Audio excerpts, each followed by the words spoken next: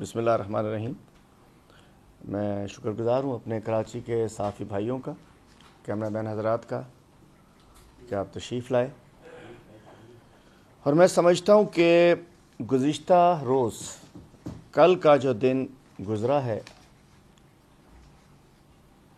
اس کا بڑا انتظار تھا، اور ہم نے دیکھا کہ کل صبح تک اجلاس شروع ہونے سے قبل بھی بغلیں بجائی جا رہی تھیں، اور یہ شکست خوردہ سیاستدانوں کا ٹولہ گمراہ کرنے کی کوشش کر رہا تھا۔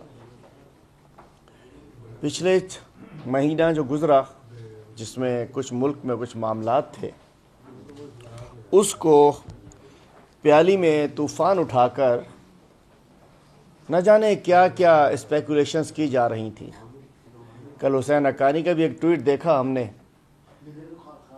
حسین حقانی کا بھی کل ایک ٹویٹ اٹھا جس میں لگتا تھا کہ ان کے اوس پڑ چکی ہے ان کے اوپر، اور اس کے بعد اجلاس کے دوران ان کی آہوازاریاں بھی ہم نے دیکھی۔ لیکن کل اسمبلی میں، پارلیمنٹ میں جو کچھ دیکھنے میں آیا، اس سے یہ ثابت ہوا کہ الحمدللہ وزیر اعظم پاکستان عمران خان صاحب پاکستان کے سب سے مقبول لیڈر ہیں۔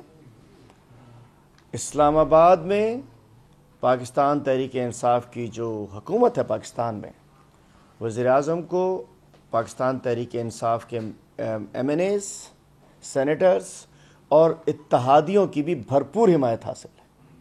الحمدللہ کل ایک مرتبہ اور عوام کا اعتماد تو ہے ہی، عالم اسلام کے بھی لیڈر ہیں، اس 22 کروڑ عوام کے بھی لیڈر ہیں، لیکن جو ہم نے دیکھا کہ جس پچھلے دنوں جو لوگ بڑے خود بخود اپنے ہانڈیاں پکائے جا رہے تھے، کل ان کے تازیے ٹھنڈے ہو چکے ہیں، اور ایک مرتبہ ثابت ہو چکا ہے کہ وزیر اعظم عمران خان جس اعتماد کے ساتھ انہوں نے اعتماد کا ووٹ لیا تھا، الحمدللہ وہ اعتماد دونوں ایوانوں میں ہمارے لیے قائم ہے۔ گزشتہ روز میں سمجھتا ہوں کہ پاکستان کی ہسٹری کا ایک بہت بڑا دن تھا کہ ہمارے پاس اسمبلیاں بنتی تھیں، ممبران آتے تھے، قانون سازی جو کام تھا ممبرز کا، قانون سازیاں نہیں ہوتی تھی۔ قانون سازی اگر ہوا کرتی تھی تو وہ ذاتی فائدوں تک ہوا کرتی تھی، عوامی سطح پر قانون سازیاں نہیں ہوا کرتی تھیں۔ تو کل جس انداز سے پارلیمنٹ میں جوائنٹ سیشن میں 221 ووٹ اتحادیوں کو، حکومت اور ان کے اتحادیوں نے ان بلز کے حق میں دیے، اور یہ ہارے ہوئے سیاسی جواریوں کا ٹولہ 203 ووٹس تک، ممبرز تک محدود ہو گیا، تو میں سمجھتا ہوں کہ اب انہیں بیٹھ کر سوچنا چاہیے کہ انہیں کیوں نکالا۔ اب ان لیڈران کرام کو گھر بیٹھ جانا چاہیے، اور مولانا صاحب کو بھی آرام کرنا چاہیے کہ کچھ ہاتھ نہیں آنا۔ جو پچھلے دنوں یہ لوگ شور مچا رہے تھے کہ جی نہ جانے ٹی ایل پی آ گئی، کیا ہوگا، ایک اور ایشو کھڑا کیا ہوا تھا، خام خواہ ایسا نہیں ہوتا، ایک اور ایشو تھا کہ نہ جانے کیا ایشوز بن گئے ہیں۔ تو میں کہنا چاہتا ہوں گزشتہ روز جس انداز سے یہ 26 بل پاس ہوئے ہیں، اس کے اوپر پوری قوم کی جانب سے ہم وزیر اعظم پاکستان اور اپنے پارلیمنٹیرینز کو مبارکباد پیش کرتے ہیں کہ کل ملک سے ٹھپا گردی کا خاتمہ ہو گیا ہے۔ ملک میں ایک بہت بڑی جو ٹھپا گردی تھی، جس سے عام آدمی کے ووٹ کو بلڈوز کر کے، ٹھپے کے ذریعے ووٹ چوری کر کے، آر او چوری کر کے، پریزائڈنگ افسر چوری کر کے، وہاں جو سیکیورٹی سٹاف لگا ہوتا ہے پولیس کا اس کو چوری کر کے، جس انداز سے ٹھپا گردی کے ذریعے بہت سارے لوگ اسمبلیوں میں آ جایا کرتے تھے، اب میں نہیں سمجھتا کہ ٹھپا گردی کے خاتمے کے بعد کوئی کسی کا ووٹ چرا سکے گا، کوئی کسی کا بیلٹ پیپر چرا سکے گا، کوئی کسی کا بیلٹ باکس چرا سکے گا۔ اور یہ وعدہ تھا عمران خان صاحب کا، ابھی کچھ وعدے پورے ہونے باقی ہیں، وہ تھا نا لٹکاؤں گا ان کو، وہ باقی ہیں واقعی، انشاءاللہ وہ بھی پورے ہوں گے۔ ابتدائش خیر ہوتا ہے کیا، آگے آگے دیکھیے ہوتا ہے کیا۔ تو میں کہنا چاہتا ہوں گزشتہ روز جو بل پاس ہوا اس میں چیخیں کیسی، اور ایک تو سب بات کرتے ہیں نا دھاندلی دھاندلی دھاندلی دھاندلی دھاندلی، اگر دھاندلی کے خاتمے کے لیے، فری فیئر ٹرانسپیرنٹ الیکشن کے لیے اگر یہ الیکٹرانک ووٹنگ مشینز کا بل منظور ہوا ہے تو بھائی اعتراض کیا ہے؟ اور دوسرا آج مجھے یہ بھی بتا دیں کہ اوورسیز پاکستانیوں سے آپ کی کیا دشمنی ہے؟ مطلب عجیب سائنس ہے کہ فرانس میں بیٹھا ہوا بندہ ووٹ کرے اور ملتان نکلا ہے وہ تو غلط ہے، لیکن فرانس میں بیٹھا ہوا بندہ جو پاکستان ڈالر بھیجے اور وہ ڈالر ایان علی لے کر یہاں سے باہر چلی جائے وہ جائز ہے۔ فرانس میں بیٹھا ہوا اپنا ووٹ کرے جو پاکستان کی اکانومی چلا رہے ہیں وہ غلط ہے، اور اس کے بعد یہاں سے پاپڑ والے کے اکاؤنٹ میں پیسے ڈالے جائیں اور وہ جا کے فرانس میں نکل آئیں وہ جائز ہے۔ میں کہنا چاہتا ہوں پہچانو اوورسیز پاکستانیوں کا، مجھے قصور تو بتا دیجئے۔ میں اپنے سیاست دانوں سے کہتا ہوں کہ خواجہ آصف والی بات ہے، کوئی مطلب وہ لوگ 90 لاکھ اوورسیز پاکستانی جو زر مبادلہ یہاں بھیجتے ہیں، اور آپ چند خاندان جو یہاں سے اٹھا کے واپس باہر لے کر چلے جاتے ہیں چوری کر کے ٹی ٹیز کے ذریعے، وہ غلط ہے اور یہ چور ٹھیک ہے۔ مطلب جو اربوں ڈالر یہاں بھجواتے ہیں پاکستان میں اوورسیز پاکستانی، ان کو ووٹ نہیں دینا، اور جو یہ ڈالرز یہاں سے چوری کر کے باہر لے کر جاتے ہیں، آف شور کمپنیز بچاتے ہیں، سوئٹزرلینڈ میں اکاؤنٹ بناتے ہیں، پاناما میں ان کے بے نقاب ہوتے ہیں، لندن میں فلیٹس بناتے ہیں، امریکہ میں اکاؤنٹس کھولتے ہیں، وہ جائز ہے؟ پاکستان سے چوری کر کے باہر لے جانا جائز ہے؟ وہ اچھا جو چوری کر کے باہر پیسے لے جاتے ہیں وہ وزیر اعظم بھی بن سکتے ہیں، وہ سب چیز خواہش رکھ سکتے ہیں، یہ دورہ معیار نہیں چلے گا۔ ہم نے وزیر اعظم کا وعدہ تھا، صاف شفاف الیکشن کا وعدے کی تکمیل ہوئی۔ وزیر اعظم کا وعدہ تھا اوورسیز پاکستانیوں کو ووٹ دینے کا، ووٹ کا حق دینے کا، وہ بھی اس وعدے کی بھی تکمیل ہوئی۔ اور جو موٹی موٹی بات آئی ہیں اس سے الیکٹرانک ووٹنگ مشینز کا استعمال ہوگا تو ٹھپا نہیں لگے گا، اور 90 لاکھ پاکستانی خاندان جو کہ تقریباً 3 کروڑ ووٹرز بنتے ہیں میرے کتاب میں، انشاءاللہ ان کو ووٹ دینے کا حق ملے گا، ٹرانسپیرنٹ ہوگا نادرا کے ذریعے، یہ ایک فائدہ ہوگا۔ ووٹر کمیشن لسٹیں بنانے کا، ووٹر لسٹوں بتاتا ہوں، ابھی پچھلے دنوں 88 کے الیکشن میں، مطلب 2018 کے الیکشن میں ملیر کینٹ کے اندر ووٹ رجسٹر تھا تقریباً 4,500۔ 2021 کے الیکشن جب آیا بائی الیکشن، اس کے اندر ہو گیا 14,000۔ اس کے بعد کینٹونمنٹ کے الیکشن میں دوبارہ ہو گیا 9,500۔ مطلب انہوں نے الیکشن کمیشن کے ذریعے، یہ الیکشن کمیشن کے سٹاف کے ساتھ مل کے جو وہ ہو رہی تھی، جعلسازی ہو رہی تھی، اس کا بھی خاتمہ ہوگا۔ اور یہ جو فوت شدہ جو بیچارے انتقال کر جاتے تھے اس کے بھی ووٹ ڈال رہے ہوتے تھے، اب مردوں کے ووٹ نہیں ملیں گے جو بیچارے چلے گئے، یہ اس کے بھی ووٹ ڈال رہے ہوتے تھے۔ اب پتہ چل جائے گا الیکٹرانک ووٹنگ میں جب اس کا تھم نہیں لگے گا، اور اس کے علاوہ فوت شدہ لوگوں کی تقریباً 1 کروڑ لسٹوں سے نکل جائیں گے جن کو ووٹ سے جیتے تھے، آروز ہیرا پھیری نہیں کر سکیں گے۔ اور اس کے بعد کروڑوں کی دھاندلیاں چلتی ہیں، ایک پریزائڈنگ افسر لگتا ہے واپسی میں گاڑی تبدیل کر لیتا ہے، گھر تبدیل کر لیتا ہے، ایک الیکشن کی مہار ہوتی ہے۔ اس کے علاوہ میں کہنا چاہوں کہ یہ سب جو جعلی ووٹ تھے ووٹرز تو خالی ہو جائیں گے، اور اس کی جگہ دوسری بات ایک اور، قانون سازی۔ کل جو قانون سازی ہوئی ہے اس کے اندر بہت سارے 26 بلوں کے اندر EVM کا قانون تھا، حیدرآباد یونیورسٹی کا قانون تھا۔ حیدرآباد والوں سے دشمنی کیا آپ کی؟ پیپلز پارٹی والوں سے پوچھتا ہوں، تعلیم ایک طرف آپ 5,000 اسکول بند کر رہے ہیں جو کہ آپ نے 10,000 بند کرنے ہیں۔ حیدرآباد یونیورسٹی وفاق اگر حیدرآباد والوں کو ایک یونیورسٹی دے رہی ہے تو آپ کو تکلیف کیا ہے؟ اوورسیز والوں کو ووٹ کا حق دے رہی ہے، مجھے بتاتے تو بلاول صاحب تکلیف کیا ہے آپ کو؟ حیدرآباد میں اگر ہمارے بچے پڑھ جائیں آپ کو تکلیف کیا ہے؟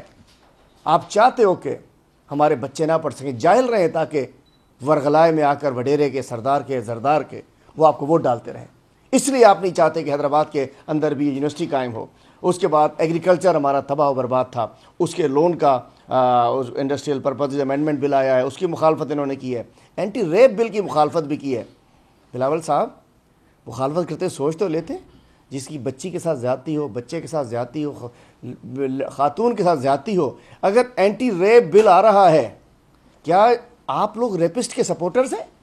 کیا پیپلز پارٹی، نون لیگ اور دیگر جو ان کے اتحادی ہیں، مولانا صاحب، کیا جو ریپسٹ ہیں آپ ان کے سپورٹر بن چکے ہیں، حمایت کنندہ بن چکے ہیں. یہ وکٹمز کے سپورٹرز نہیں ہیں. کل اینٹی ریپ کی جو زیادتی ہوتی تھی زبردستی، اس کے خلاف بل لایا گیا. یہ نوز کہنے میں بلاول زرداری اور شہباز شریف کا ہاتھ تھا. تو میں کیا کہوں آپ کو، جنسی درندوں کے سرپرست کہوں آپ کو؟ بات تو غلط ہے نا. حلیم عادل سیدھی بات کرتا ہے. ایک بل آ رہا ہے، کہتے چلو جی آپ کو اعتراض تھا کسی چیز پہ، اس پہ سپورٹ کر دیتے آپ. نہیں جی ٹھیک ہے، جو ریپسٹ ہیں ان کے خلاف قانون بننا چاہیے. تو پہچانو. ہم جو کہتے ہیں یہ سرداری گروپ نظام نامنظور، زرداری نظام نامنظور، اس کی کوئی وجہ ہے. عقل شکل کچھ نہیں ہے. یہ نہیں سوچنا کہ کون کون سے بل آ رہے ہیں. میں کہنا چاہتا ہوں کل، اور اس کے ایک طرف بل آتا ہے، قانون سازی ہوتی ہے عوامی مسائل پر، دوسری جانب ایک روز پہلے سندھ اسمبلی میں قرارداد پیش ہوتی ہے. فرق دیکھیے، ایک طرف قانون سازی ہو رہی ہے اور آج کیبنٹ کا اجلاس ہے. لگ رہا ہے یہ اپنے جو قرارداد پیش کی ہے اس کو کیبنٹ میں پیش کریں گے اور اس کو بل کی صورت میں لے کر آئیں گے. تحریک انصاف اور ان کے اتحادی عوامی بھلائی کے لیے قانون سازی کرتے ہیں. پیپلز پارٹی اپنا ذاتی گند صاف کرنے کے لیے قانون سازی کرتی ہے. پیپلز پارٹی نے جو قرارداد 3 دن پہلے پیش کی ہے، سندھ کی تمام جو 14 سال میں انہوں نے 39 لاکھ ایکڑ زمینوں پر ناجائز قبضے کیے ہوئے ہیں، قبضے کرائے ہوئے ہیں، ان کو ٹیکنیکل طریقے سے ریگولرائز کرنا چاہتی ہے. اور نسلا ٹاور کے نام پر 3 روز پہلے بتایا گیا، نسلا ٹاور وہ بات سارے فسانے میں ذکر نہیں تھا نسلا ٹاور کا. نسلا ٹاور کو سامنے رکھتے ہوئے میری خواہش ہے کہ میں اس دفعہ چیف جسٹس صاحب کی جو کراچی میں سٹنگ ہوگی میں خود پیش ہوں گا. ہماری سندھ اسمبلی کو استعمال کرتے ہوئے اپنے گندے دھندوں کو کلیئر کرانا چاہتے ہیں. وہاں عوامی بھلائی کے لیے قانون سازی ہوتی ہے اور سندھ میں کہتے ہیں کہ جی جو کچھ ہم نے قبضے کر لیے، ہم نے اس کیا کہنا چاہیے، قبضوں کے نام کے اوپر، زمینوں کے نام کے اوپر ہم نے 28 لاکھ ایکڑ فارسٹ پہ قبضہ کر لیا. کل یہ بتا دیں گے فارسٹ کی زمینوں پہ 6 جھگیاں لگوائیں گے اپنے ہاریوں کی، کہیں گے یہ تو گوٹ ہے، ریگولرائز کر دو. 28 لاکھ ایکڑ فارسٹ کا قبضہ سپریم کورٹ میں رپورٹ جمع ہے. میں بار بار کہتا رہتا ہوں، 10,29,000 تقریباً ایکڑ زمین جعلی کھاتوں پہ لوگوں کو بٹھا دیا گیا ہے، سپریم کورٹ میں رپورٹ جمع ہے. کراچی میں 89,000 ایکڑ زمین انلیگل قبضہ ہے، سپریم کورٹ میں رپورٹ جمع ہے. ابھی ایک اور نیا فسانہ کھڑا ہو رہا ہے، تیسر ٹاؤن. اس شہر کراچی والوں سے دشمنی کیا ہے؟ ٹھیک ہے آج آپ قانون سازی پاس کرنے جا رہے ہیں دوہرا معیار کہ جی رائس کینال ہمارے اپنے ہیں، سکھر میں ہمارے اپنے ہیں، کہ جی ان سب کو کچی آبادی میں ریگولرائز کر دو. تو موت آ رہی ہے گجر نالہ کے پر بیٹھے ہوئے لوگ، کیونکہ آپ کے ووٹر نہیں ہیں. اورنگی نالہ کے لوگ، ان کو آج ہلاک ہو رہے ہیں وہ لوگ. محمود آباد نالہ، اورنگی نالہ، گجر نالہ، KCR، ان سب کے لوگوں کو آپ نے ایڈجسٹ کرنا تھا. ان کے لیے کوئی قانون سازی نہیں ہو سکتی. ٹھیک ہے کریں، چونکہ آپ کے ووٹر ہیں، ووٹر آپ کے نہیں ہیں. انشاءاللہ لاڑکانہ میں بھی آپ کا ووٹر کوئی نہیں ہے، سکھر میں بھی آپ کا ووٹر کوئی نہیں ہے، نواب شاہ میں بھی آپ کا ووٹر کوئی نہیں ہے. چونکہ نواب شاہ میں بھی بھٹو صاحب نے جو ہاریوں کی زمینیں دی تھی، آج کے دور میں زرداری اس پہ قبضہ کر رہے ہیں. آج بھی دولت پور سے ملکہ علاقوں میں کچے میں بڑی تعداد میں وہاں ان پہ قبضے کیے جا رہے ہیں. تو ہماری قانون سازی تھی عوام کی بھلائی کے لیے، ان کی قانون سازی ہونے جا رہی ہے اور جو قرارداد پیش کی ہے وہ اپنے گند کی صفائی کے لیے. اور میں بتانا چاہتا ہوں تیسر ٹاؤن کی ہزاروں ایکڑ زمین اور لاکھوں اس میں تیسر ٹاؤن میں پلاٹ ہولڈرز ہیں کراچی کے غریب لوگ، اورنگی کے لوگ، کورنگی کے لوگ، ملیر کے لوگ، لانڈھی کے لوگ، لیاری کے لوگ. میں کہنا چاہتا ہوں بٹائی آباد کے لوگ بڑی تعداد میں، جو ان لوگوں نے بیچاروں نے کراچی میں ایک چھوٹا سا آشیانہ بنایا تھا. اس وقت زرداری صاحب کا جو ایک سسٹم ہے، 2 زرداریوں کے سسٹم چل رہے ہیں، ایک بڑے زرداری صاحب، ایک چھوٹے زرداری صاحب، اور ڈبل شاہ چلا رہے ہیں. ایک چھوٹے زرداری صاحب کا بڑے شاہ چلا رہے ہیں اور بڑے زرداری صاحب کا چھوٹے شاہ چلا رہے ہیں. اور باقی نیچے کارندے ہیں ان کے، میں ان کا نام لے کے، بڑے کارندے ہیں، کوئی ہے بڑے ٹپی کے دور کے لوگ بھی دوبارہ آ کے لگ گئے ہیں. اس وقت سندھ کا سسٹم ڈبل شاہ چلا رہے ہیں، چھوٹے اور بڑے زرداری صاحب کے کہنے کے اوپر. ڈبل شاہ دونوں اب جانتے ہیں کون سے ہیں. تو میں کہنا چاہتا ہوں کہ آج MDA کے اندر زمینیں قبضہ ہو رہی ہیں، مطلب وہ زمینیں جو لوگوں کو الاٹ کی گئی تھی، پورا ایسٹ ہو ویسٹ ہو. تو میں کہنا چاہتا ہوں یہ قانون سازی ان کی ذات کے لیے ہو رہی ہے. اور دوسری بات میں کہنا چاہتا ہوں کہ اسی قانون سازی کے حوالے سے کہ فیٹف میں ہماری ایک بہت بڑی پابندی جو ہے وہ یہ ہے کہ ہماری منی لانڈرنگ کا ایشو، آج کل جتنے لینڈ گریبنگ کے حوالے سے زمینوں پہ قبضے ہو رہے ہیں اس کے اندر سارا منی لانڈرنگ کا ایشو ہے، اور یہ پیسے وہاں جا رہے ہیں، تو وفاق کو انٹروین کرنا چاہیے اور اس میں ان کو دیکھنا چاہیے، ایف آئی اے کو ایکٹیو ہونا چاہیے۔ آخر میں کہوں گا کہ اس سے بعد ایک بڑی اہم اور ضروری بات کرنا چاہتا ہوں کہ کوآپریٹو مارکیٹ میں آگ لگنا اور اس کے بعد کل ایک اور مارکیٹ میں آگ لگنا زیرہ مارکیٹ کے ساتھ، یہ دونوں بڑے عجیب و غریب واقعات ہیں۔ کل بھی ہماری صدر صاحب، کراچی کے پریزیڈنٹ، ہمارے علاقے کے ایم پی اے خرم شیر زمان صاحب سارے دن موجود رہے، اور یہ آگ بجھائی وزیر اعظم عمران خان کی جانب سے دیے جانے والے فائر ٹینڈرز نے، جتنے بھی بجھائی، کے ایم سی کے پی ٹی کے ٹینڈرز بھی موجود تھے۔ میں پوچھنا چاہتا ہوں مرتضیٰ وہاب صاحب، آپ کل نیب کے دفتر کے سامنے بستہ لیے کیوں کھڑے تھے منشی صاحب؟ ادھر کوآپریٹو مارکیٹ کے لوگ، کے ایم سی کی ذمہ داری ہے، کوآپریٹو ڈپارٹمنٹ سندھ حکومت کی ذمہ داری ہے۔ کل یہ مرتضیٰ وہاب بھی بستہ لے کر کھڑے تھے اور مراد علی شاہ صاحب لیکچر دے رہے تھے گورننس پہ، لیکچر دے رہے تھے اپنی حکومت پر، کھڑے کہاں تھے؟ نیب کورٹ کے سامنے۔ کچھ شرم آنی چاہیے۔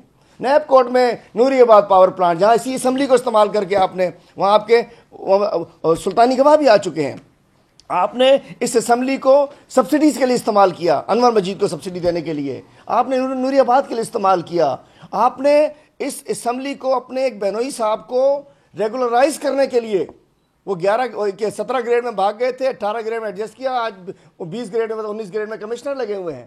آپ نے اس اسمبلی کو غلط کاموں کے لیے استعمال کیا، اور آپ نے اس اسمبلی کو لوگوں کو آؤٹ آف ٹرن پروموشن کے لیے استعمال کیا۔ آپ نے اس اسمبلی کو عام مطلب کیڈر پوسٹ، نان کیڈر لوگوں کو کیڈر اس میں لا کے استعمال کیا۔ اور آج مراد علی شاہ صاحب کل اچھا کھڑے ہوتے ہیں، نیب کورٹ کے سامنے کھڑے ہوتے ہیں، سلطانی گواہ آ چکے ہیں، چیف سیکرٹری فضل الرحمان صاحب بھی بیان دے چکے ہیں، وہاں جا کے بھاشن دیتے ہیں ہمیں ایمانداری کا، گورننس کا، کام کا۔ میں کہنا چاہتا ہوں یہ دورہ معیار مراد علی شاہ صاحب کا نہیں چلے گا۔ اور آخر میں اس وقت میرے ساتھ بھگوان داس ایڈوکیٹ صاحب ہے، وائس پریزیڈنٹ ہمارے حیدرآباد اس کے بار کے بھی ہیں، تو رانا شمیم صاحب، جناب ایکس جج رانا شمیم صاحب کہ کل آدھے پونے گھنٹے مریم نواز نے ان کے اوپر پریس کانفرنس بڑا ذکر کیا کہ جی تیسرے جج نے کمنٹ کر دیا ہے۔ میں تو کہتا ہوں کہ باہر بیٹھے ہوئے ججز اگر کمنٹ کو، صدیقی صاحب ہو گئے، رانا شمیم صاحب کمنٹ کرتے ہیں، اس کو بڑا سیریس لیا جاتا ہے، لیکن سپریم کورٹ کی بینچ میں بیٹھے ہوئے اعلیٰ ترین عدلیہ کے اعلیٰ ترین ججز نے، جسٹس کھوسا کی جو بینچ تھی، جب انہوں نے کہا تھا کہ گاڈ فادر ہے، یہ سسلین مافیا ہے، سپریم کورٹ نے سننے کے بعد ان کو نااہل قرار دیا۔ وہ مطلب کالا کوٹ تو ایک جیسا ہی ہوتا ہے بھائی۔ سپریم کورٹ کے اعلیٰ ترین ججز جن کی انٹیگریٹی بہت ہائی ہے، وہ کہہ رہے ہیں کہ یہ سسلین مافیا ہے، وہ کہہ رہے ہیں کہ یہ گاڈ فادر ہیں، وہ بتا رہے ہیں کہ انہوں نے کرپشن کی ہے، انہوں نے نااہل کیا۔ وہ سب بھول گئے آپ لوگ جو کمنٹس آ رہے ہوتے ہیں۔ اور رانا شمیم صاحب، اب رانا شمیم صاحب کا ایشو یہ ہے کہ وہ، ہم اچھی طرح جانتے ہیں یہ لوگ اداروں کو تباہ کرتے ہیں، نون لیگ والے۔ رانا شمیم صاحب، ان کے بیٹے نے بتا دیا کہ وہ نون لیگ کے نائب صدر تھے، آپ کو پتہ ہے کہ ہمیں بھی پتہ ہے، نون لیگ کو بڑا کلوزلی جانتے ہیں، یہ اقبال راز صاحب کی ٹیم میں ہوا کرتے تھے اور یہ نون لیگ کے نائب صدر تھے۔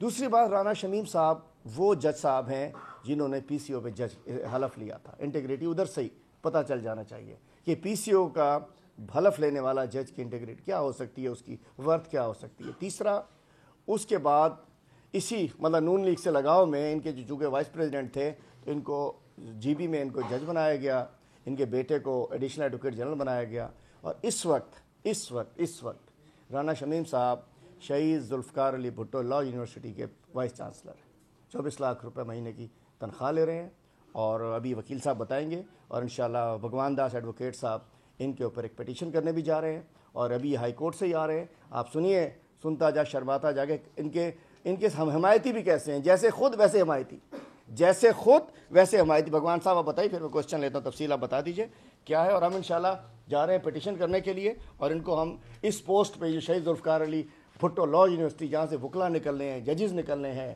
بڑے بڑے قانون دان نکلنے ہیں، اس میں اس قسم کے لوگ نہیں ہونے چاہیے جو ایک ذاتی غلامی کرتے ہوئے ایک کسی کے پرسنل مطلب قرض اتارتے ہوئے کہ جی مجھے آپ نے بنایا اور وہ اداروں پہ ہے. میں کہتا ہوں رانا شمیم نے جوڈیشری پہ حملہ کیا ہے, اس میں انہوں نے عدلیہ پہ حملہ کیا ہے, انہوں نے اعلیٰ عدالتوں کے ججز کی پرسنالٹی پہ حملہ کیا ہے.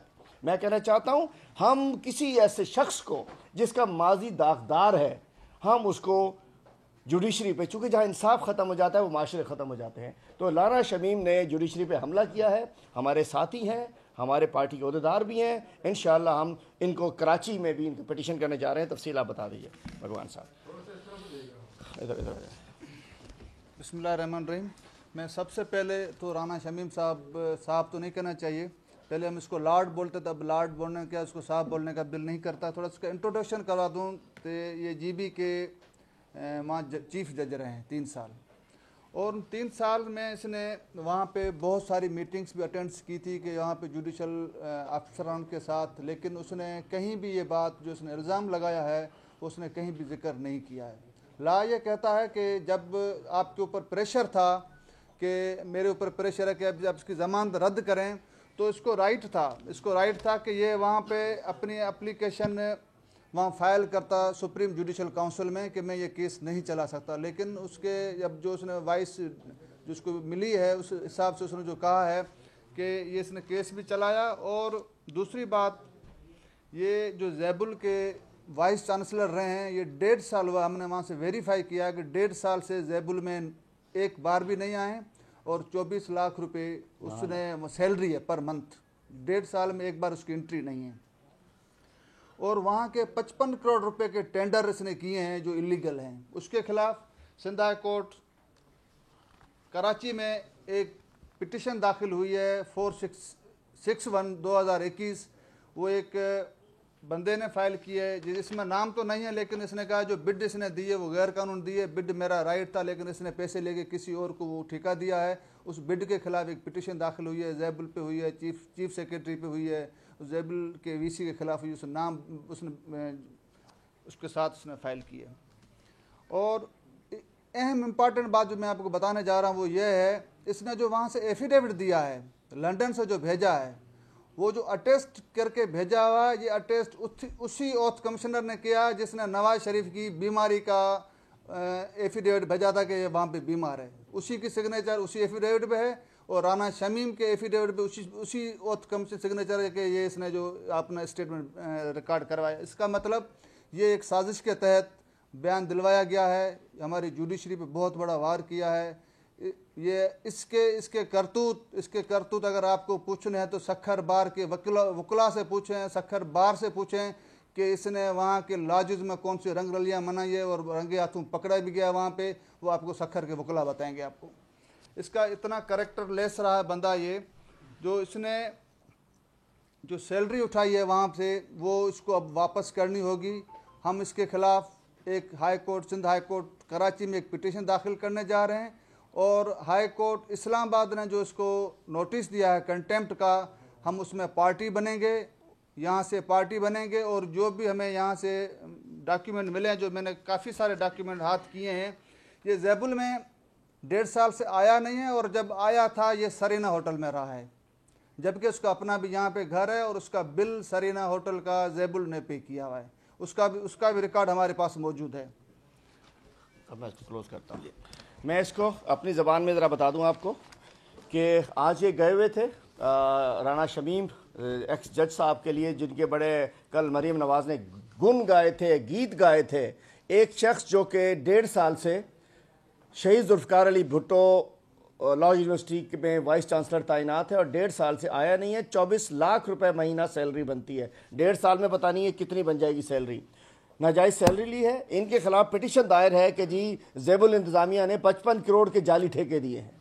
تو کرپشن چارجز الگ ہیں, غیر قانونی طور پہ سیلری لینا الگ ہے. ہم ان کی سی ڈی آر بھی نکلوانا چاہتے ہیں, پتہ چلنا چاہیے سیلری یہاں سے لیتے رہے, خود کہاں موجود تھے یہ. اور ایک اور چیز, گٹھ جوڑ, یہ جو چاچا بھتیجا گٹھ جوڑ ہے, شہباز شریف بلاول گٹھ جوڑ ہے, شہباز شریف مریم گٹھ جوڑ اور بلاول مریم گٹھ جوڑ ہے, زرداری نواز شریف گٹھ جوڑ ہے. اس کا نتیجہ ہے کہ انہوں نے عمران خان کو ویک کرنے کے لیے, نواز شریف کو مظلوم ثابت کرنے کے لیے نوکری سندھ سے لے رہا ہے. کبھی مطلب پراسیکیوٹر جنرل سندھ میں, پی سی او جج سندھ میں, چیف جج گلگت بلتستان میں، بیٹا پنجاب میں، نوکری اس کے بعد زیبل میں. تو میں کہنا چاہتا ہوں ہماری لائرز کی ٹیم ہم اس کو باقاعدہ، چونکہ ٹھیک ہے نواز شریف کو تو یہ مظلوم بنانا چاہ رہے تھے، اس میں تو کامیاب نہیں ہوئے، لیکن جس طریقے سے انہوں نے عدلیہ پہ، اعلیٰ عدلیہ پہ حملہ کیا ہے، اس کو انشاءاللہ عدلیہ ہمارے سر کا تاج ہے، ہم اس کو جا کے اس کے لیے کھڑے ہوں گے. میں تھینک یو سر. آپ نے ذکر کیا رانا شمیم کے کرتوتوں کا، تو آج آپ کو کیوں خیال آیا کہ رانا شمیم کی کرتوت وقت سپریم جوڈیشل کونسل، معزز عدالتیں اور ہمارے وفاقی ادارے اس وقت کیا کر رہے تھے جب رانا شمیم یہ تمام غیر قانونی کام کر رہے تھے جن کا آپ ذکر کر رہے ہیں؟ اور ایک چیئرمین نیب ہیں جن کے کالے کرتوت تو ویڈیو کے ذریعے آیا ہوئے تھے. اسلامی جمہوریہ پاکستان ریاست مدینہ کے وزیر اعظم عمران خان نے اس ویڈیو کو کیسے اگنور کیا ہوا ہے؟ کون ایسا ذی شعور آدمی ہے جو اس ویڈیو کو اگنور کر سکتا ہے؟ دیکھیے بات یہ کہ کسی کی نے بھی غلط کیا ہو، وزیر اعظم سے لے کے کسی عام آدمی تک، قانونی کارروائی سب پہ حق ہوتا ہے، لیکن چونکہ اب ایک رانا شمیم کو ایک مقدس گائے بنا کر پیش کیا جا رہا ہے اور جس نے ایک مقدس ادارے پر حملہ کیا ہے، تو یہ جوڈیشری ہو یا ملک کے جو بڑے ادارے ہیں، ہم سب اس کو بچانے کے لیے موجود ہیں، اور انشاءاللہ ہم اور جس پہ بھی ہے سب کے اوپر برابری سطح پر کارروائی ہونی چاہیے. Thank you sir. سبسکرائب کریں اور بیل دبائیں تاکہ کوئی خبر رہ نہ جائے.